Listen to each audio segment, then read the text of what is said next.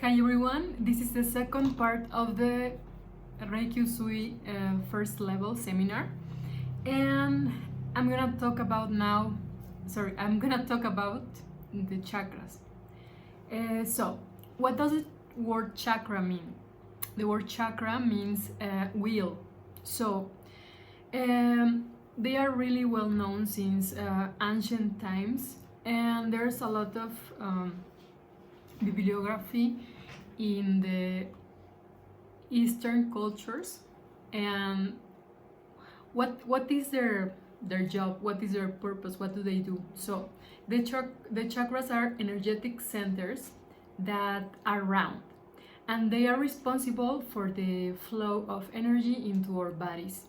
Is what connects the energy of the universe to the energy to our bodies, and it gives us energy. So their function is to absorb universal energy, metabolize it, and feed our soul, so we can finally emit energy to the exterior. So they are oftentimes visualized as swirls of energy, and or little cones. So they are a source of connection with the energy. Normally, in a normal person, in a regular person, it can have like a diameter of 5 to 10 centimeters, and that would be like 2 inches to 3 something inches. And when the person is not really developed spiritually talking, like, it can be like a little bit opaque, and the colors are not so bright. In a very spiritually developed person, they can be wider, they can be more shiny and translucent even, and the width can be around 20 centimeters or maybe more. So in ancient scriptures, they say that we have in the body around 88,000 chakras. So that means that almost every part of the body is sensitive, energetically speaking. So, but Reiki works only with the 7 main chakras. I'm gonna explain it later, but you can situate or locate your hands in any part of the body, but Reiki focuses mainly on the 7 first chakras, so which are from the base of the spine to the top of the head, and they are 7. I'm gonna explain to you in specifically each one of them. And so, what is the first chakra? The first chakra is located in the base of the it's located between the anus and the genital parts. So this chakra it doesn't have 2 sides, it only have 1 side, and is towards the earth. And this is also called the root chakra. In Sanskrit, the name is Muladhara. The color is red, and it's related to the genitals, the testes, and the ovaries, and the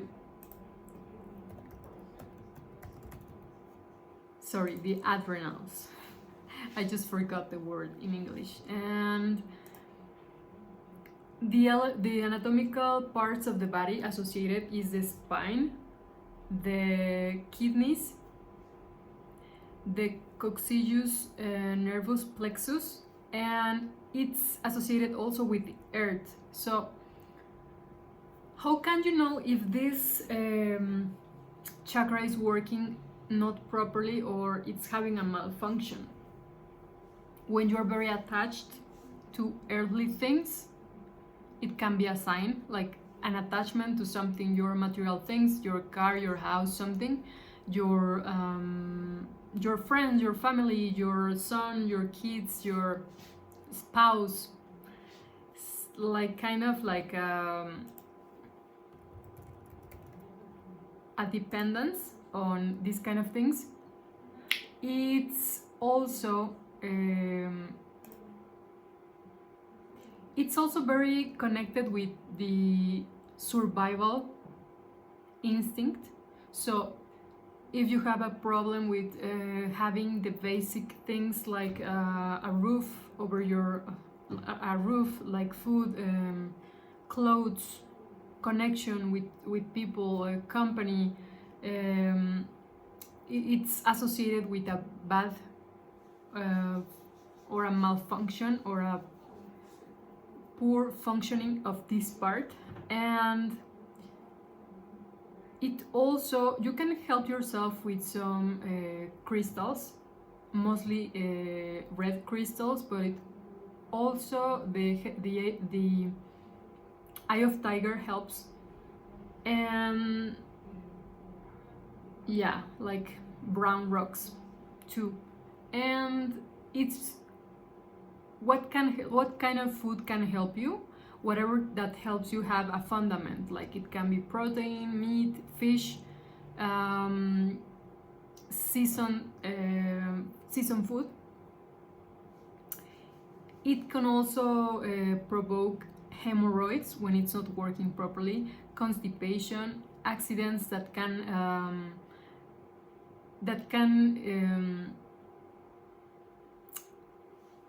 hurt a part of your body, like the knees or your legs, sciatic problems, anorexia, and osteopathic diseases or sickness. When it's not working properly, you can also feel like difficult to find root within yourself. You can find yourself or the other person, someone shy, feelings of guilt, being afraid of facing everyday challenges, issues, lack of concentration too. And what can help for this? Changing that attachment into a passion for the light, because it's also the chakra of passion. So you can change that attachment to things for like a passion to the light, to wisdom, to personal development, all that kind of things. What can help you as well is to do some grounding,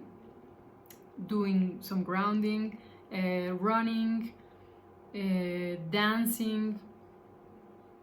You can also take care of your inner child and take care of your inner child, like pamper your inner child, listen to your inner child, listen to your body as well. And that's it for the first chakra. Then I'm gonna talk about right now the second chakra. The second chakra is also named the sexual chakra. It's called the sacral chakra because it's very like in the level of the sacral coccygeal bone, and it's also called the second chakra, and in Sanskrit it's called the Svadhisthana chakra. The color that it has is orange, and it's orange because it's very related with certainty. So when someone, or when you feel like uncertain and you're not sure, or maybe you have like trouble with relationships, maybe you have very difficult, aggressive, or troubling relationships with other people, it can be related with a malfunction of this chakra. it is located like around four around four fingers behind the, I forgot the name, sorry. 4 fingers behind the belly button, and it's related with the testes and ovaries glands. It's related with the reproduction system, with the sacral plexus, and it's related as well with the right to feel. It's also related with the creativity, fertility, showing yourself as you are, sexuality, pleasure, having fun. So when someone is really repressed sexually, or it has a repression showing the way this person is, it's also a signal of a blocked second chakra. It also related with the material pleasure, urinary excretion, appreciation of beautiful things, movement, emotions. And when it has a malfunction, it can be also shown with sexual problems, with isolation, and being afraid of pleasure, of having fun. Yeah. So what can help is also dancing, like the kind of dancing where you use your hips. It can also be the hula hula, having sexual relationships, of course, safely, and swimming, having baths, having showers, like bubble baths, hydrotherapy, sauna, and yeah, those things can help. And of course, Reiki, auto Reiki. So then I'm gonna talk about the third chakra. This chakra is called the solar plexus chakra, and in Sanskrit it's called Manipura. Its color is yellow, and this yellow has to do with confidence, expansion, like discipline,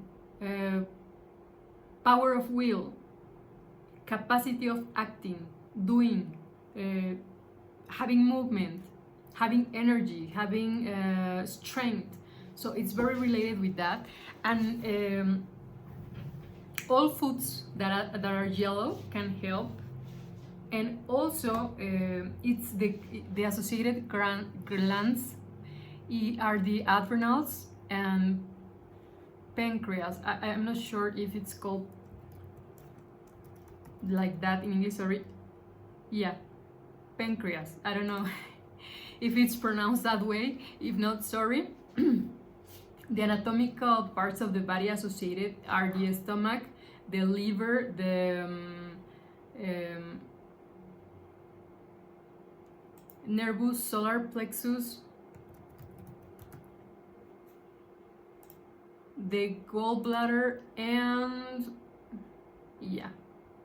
The element associated is fire, and it's also associated with laughter, joy, having fun, humor, aggressivity, and perseverance. The food that also can help are the carbohydrates, and also the starches.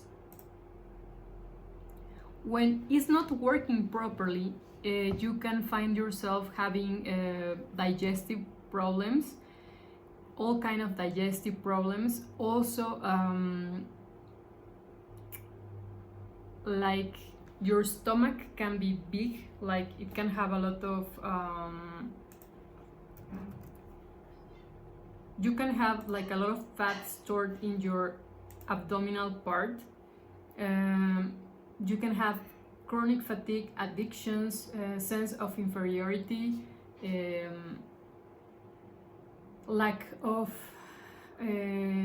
self-worth, guilt, insatisfaction with yourself, with what you do, addiction to power, obsessive compulsive disorders, without considering other aspects of life, isolating oneself, showing yourself to others, and bad temper. So what can help is actually going to the gym can help you develop this masculine energy, like discipline, willpower,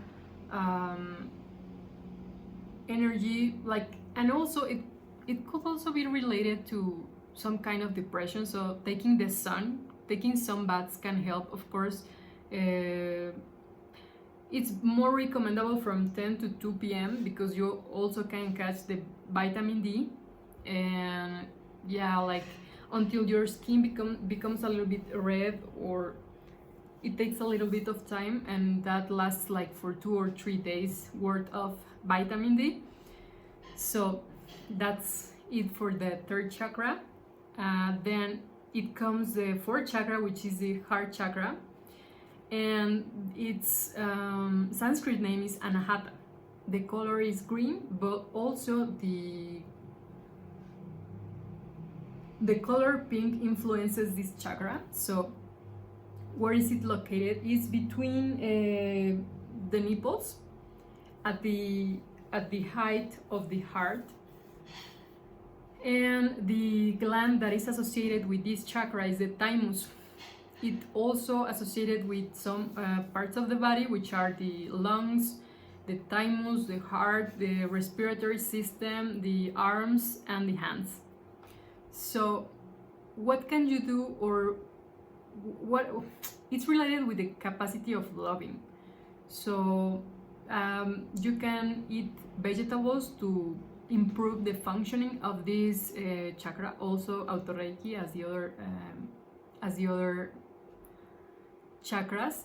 And when you're having malfunction of this part, you can also take prana, oxygen yourself with slow and profound breaths. When it's not working properly, you can find yourself with incapacity of loving, isolation, disconnection, a feeling of alienation, and egoistic behaviors. So also having grudges over people, regrets, guilt, all of that. So try to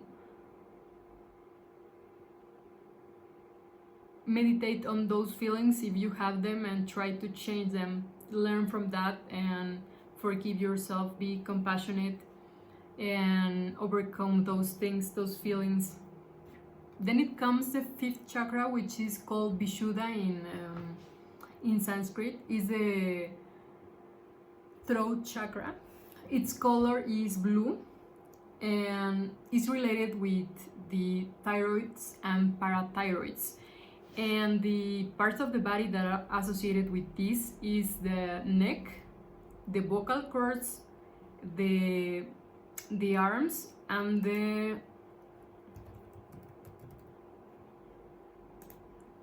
tonsils. Sorry, I forgot that as well. And it's associated with the right of speaking, with harmony, connection, communication, vibration, creativity. And this is where the energy purifies itself and turns into sound. When it's not working properly, of course, you can, or people can manifest throat affections, problems with the voice, irritation of the vocal cords, having trouble or difficulty expressing, talking, being afraid of talking, for not doing it the right way, or saying something they shouldn't.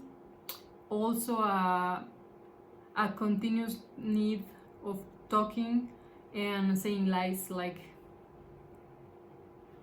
yeah. Um,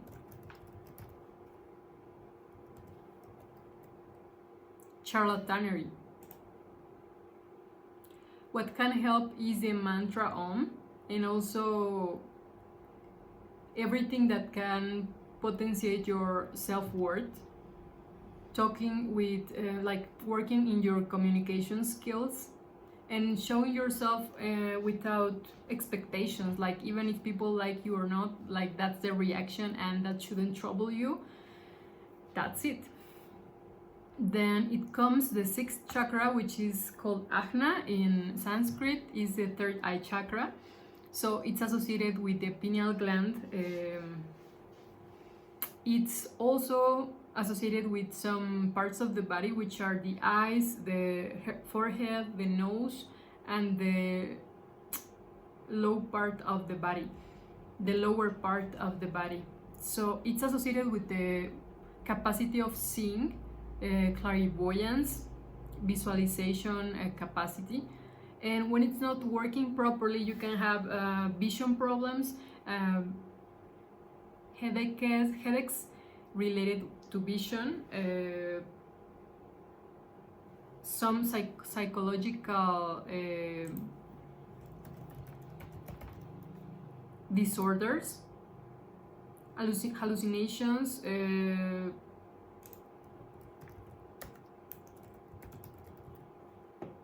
deformed perceptions of reality. And what you can do is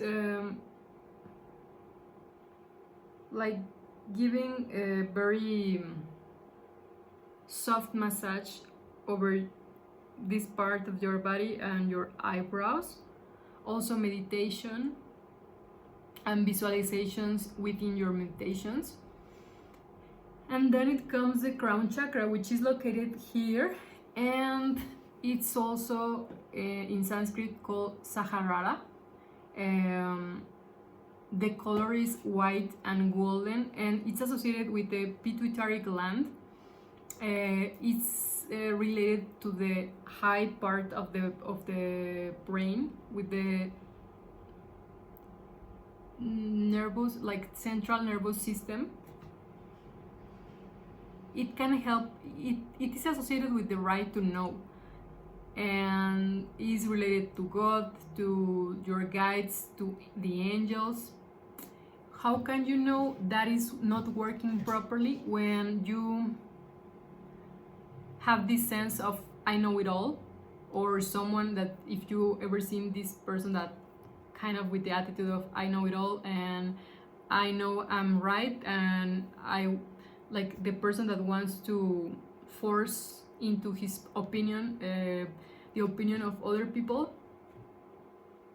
They also can show difficulty thinking for themselves, because they don't trust in themselves and need always the support of other people, rigidity in the belief system, and also people that is afraid of their own expansion of consciousness. So they can have like mental rigidity, mental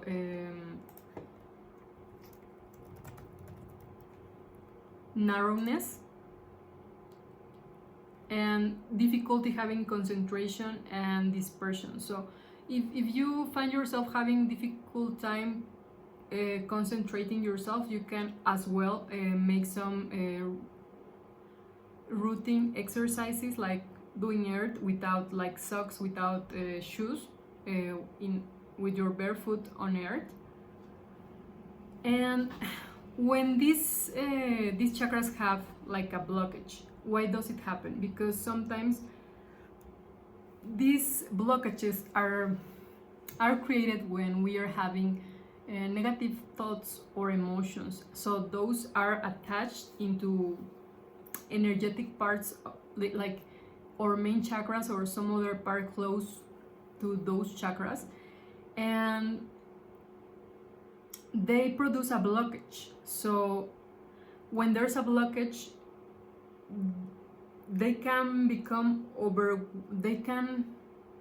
they could be overworking to have the same amount of energy within those energy centers.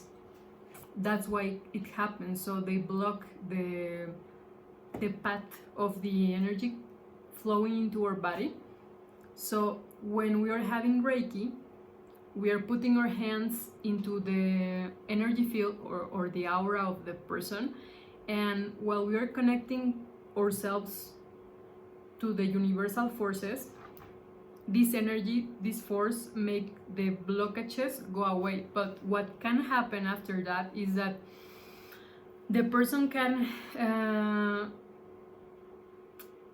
have the feeling of having the feeling that having some feelings arise into their emotions, or having some thoughts into their minds, and that is related to the blockage that produced that trouble. So they must be very aware to learn of learning that situation and changing their thought patterns, or the way they manage their emotions to process and to release, so those blockages don't happen again. It's, of course, it's a process, and there are some things that take longer than others, but we must be aware of this. It's important as well if you could keep like a diary, so where you can write after your session. That'd be great, so you can see everything and write down everything you're experimenting yourself, so you can be self-aware and be able to learn from everything you must learn. And then once you learn completely the lesson, like, you won't be finding those same issues again.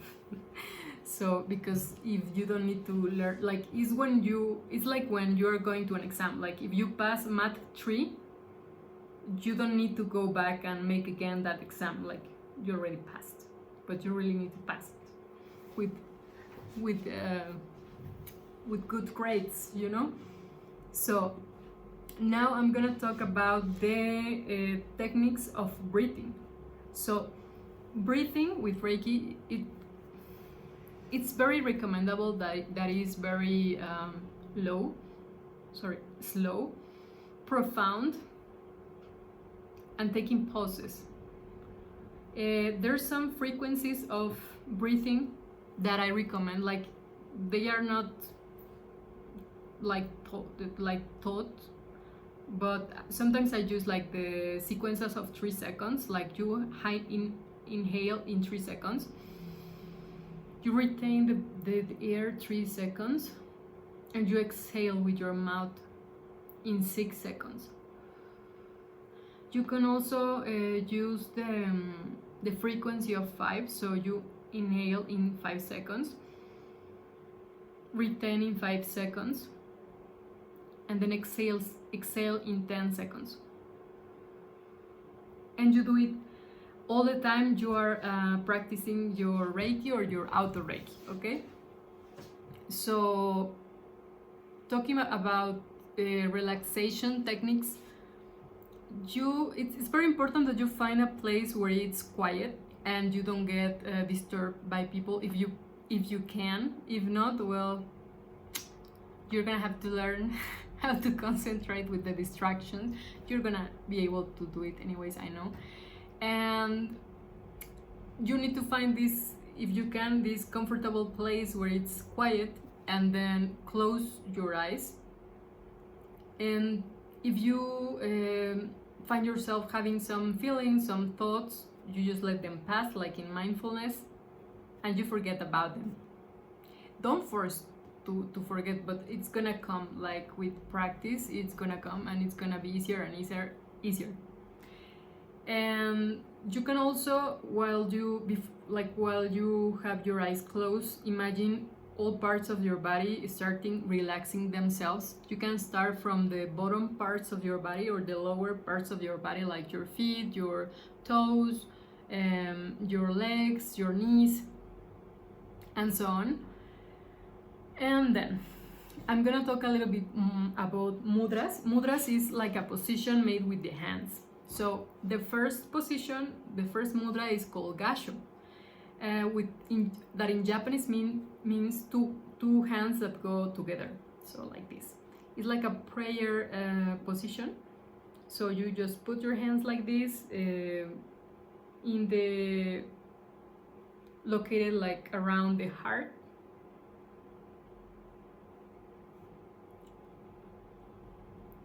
Then when you say when you remember the 5 principles of Reiki, you can put your hands in gasho. That can help you relax more and have more connection if you feel like it.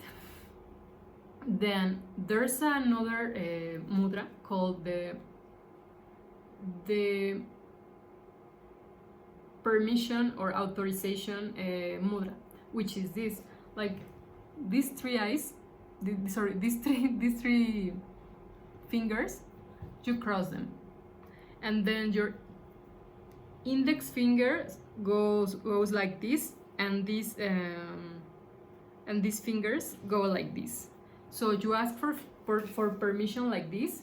So you can say I ask for permission to access the Reiki energy, the vital universal energy. Then there's a second mudra called is a protection mudra, and it's like a vessel. You make a vessel with your hands, so you cross all your fingers except for these two, and you make like some kind of vessel like this. And you can say like, I ask for permission, I ask for protection so that only light beings are in this session and there's no disturbances of low entities, or or you just can say like, I ask for protection that only no one can intervene in this channeling of Reiki. And then there's a mudra for thanks, for saying thanks, which is the two fingers. These two fingers are like this, and then these two, like the medium and the index, are like this, and then this one is like this. And you say, I give thanks like this for letting me access to the Reiki that already lives in me. You can say like that. And you can say it out loud if you want, if you feel okay with that, or you can say it mentally too. So when we are channeling, we are connecting with the fountain of energy, universal energy, so we can share it with ourselves or with other people. It is not an objective experience, it's subjective. Every person can experience different things, like having cold, or tickling, or magnetism, or like feeling like little ants are walking into your hands or a part of your body, or feeling feeling hot. It can be different for everyone, and it depends as well sometimes in the moment a person is going through. Try always of being in a comfortable position, like try always to have your spine very straight, because that's the antenna that connects us to. So we are like straight in a comfortable position with the eyes closed, and then we are putting our hands in gasho. The breathing, as I told you, it must be conscious, it must be slow, profound. And then we make the mudras of connection, like asking for permission, asking for protection, saying thanks. Then you're going to imagine a light a white light that comes from the center of the universe or from God, and that is coming to your crown chakra. It's crossing your body, it's arriving to your heart, it's expanding in your heart, it's reaching your arms, reaching your hands, and you're gonna feel like, you can imagine, you can visualize, or you can feel an energy like a white ball arriving into your hands, and you can put them like in this position. You can imagine how that light is expanding itself. So then you can proceed of starting to do your auto Reiki or Reiki to other people. Remember that before you do Reiki to other people, you must do first the 21st days of energy cleansing to yourself. So take that into consideration. It's also important for you to know that at least you must spend from 3 to 5 minutes in each one of the main chakras. Then if you feel like a pain or something, you feel the need of moving your hands into another part where it's not like one of the main chakras, you can also do it, but you must at least do from 3 to 5 minutes on each of your chakras. So that's very important. And you don't get like disappointed if you don't feel any energy at first. It's a matter of perception, a matter of time, a matter of practice, a matter of patience, and of course the quantity and or quality of energy you can channel. It's also associated with the experience, with the practice you have. So be patient. Try not to impatient yourself. Trust the universe. Yeah. So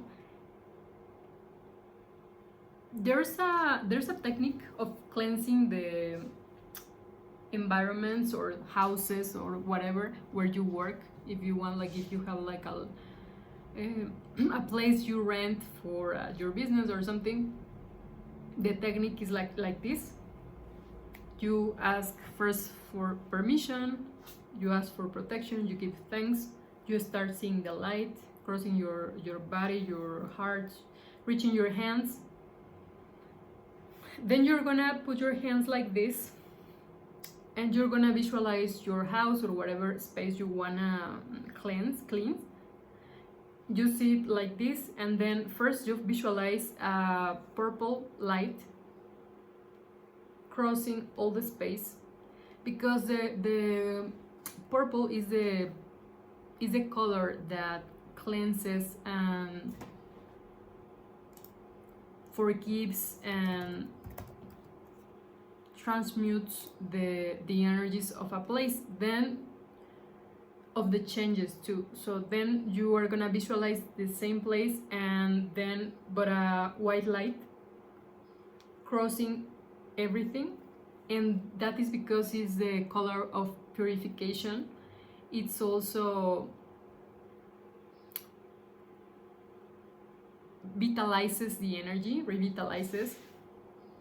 And after that you're gonna visualize but a golden light, and that's to seal the environment or the place, so you know that is a sacred, that it is sacred now.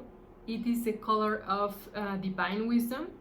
And then once you finish that part, then you put your hands into gassho and say thanks, and yeah, that's it.